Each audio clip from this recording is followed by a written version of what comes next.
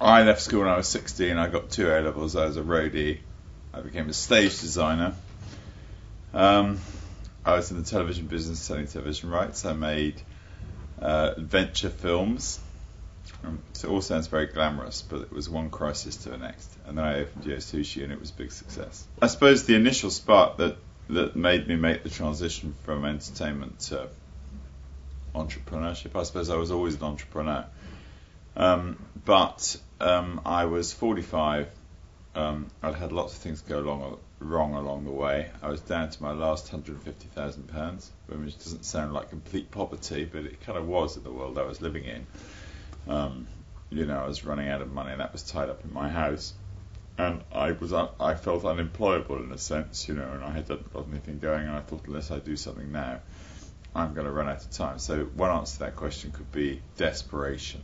I really liked sushi. And I think you'd ask a lot of entrepreneurs, why they do something, and it's because they think that they can do it better than somebody else, because they see that and they become obsessed with it. And I needed a business to start, and I heard about conveyor belt sushi. A Japanese man told me, and I thought it sounded good, and it was kind of that simple, really. I was sitting in a restaurant in 1995 with a guy I knew from the TV business, a guy by the name of Mr. Uehara. And he said, what you should do, Simon, is a conveyor belt sushi bar with girls in black PVC miniskirts. I mean, he actually said those words. And,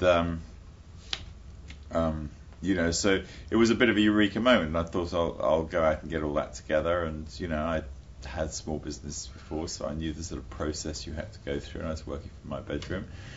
And, I pretty much focused it down to 2 problems. I believed I could operate a restaurant, I could find the right people to help me, I could design it, I could make it really sort of wowish, but I didn't have 2 fundamental things, the money and the site. So those are the 2 big problems. The early Yo Sushis, I couldn't afford a site. I started thinking I'll pay 25 grand a year or 30 grand. We ended up paying 100 grand a year, which is a lot of money in those tight days.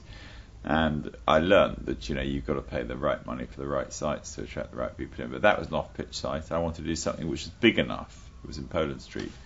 That was big enough that kind of drew people in. You can go anywhere in this world. Look at Ministry of Sound and Elephant and Castle, for example. You can go anywhere, or Eden Project down in Cornwall. You can go anywhere if what you do is on a big enough scale.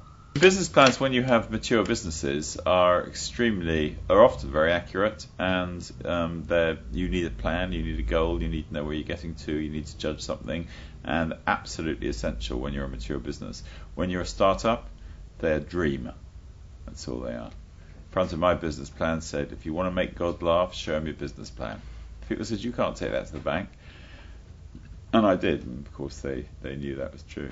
Startup companies are difficult, Tim Smith, who's a friend of mine, does the Eden Project. He always says, he said, we're crazy. Why do we want to do startups? We have ideas in our mind and we want to see them come to fruition. We'd be much better off to go and buy something and turn it around or do something financially.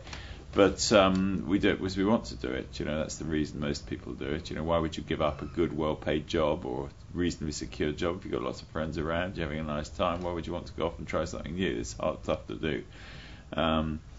But clearly, getting money is difficult, but not spending it on the wrong things and making a profit in the first year, which is what I think you need to do in most of these things, is difficult.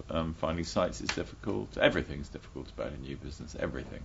It's interesting, the concept that are you born to be an entrepreneur? I do think that one has to be driven in some way. That could be, that you've got nothing and nobody's going to employ you, so you've got to go up and do it yourself. It could be that you're obsessed about a particular idea.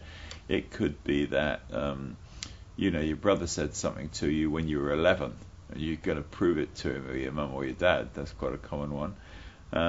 Usually there's got to be something that drives you, because you can't keep up just the idea of getting rich or doing well or being out on your own and being able to make your own decisions can't last 16 hours a day, 7 days a week, 365 days a year for several years. You can't do that. You can't keep it up. You've got to have a drive inside you, and you do it for passion. You do it because you want to do it. Obsession. For the first few years, then the smart person actually shares it with other people and gets good people in.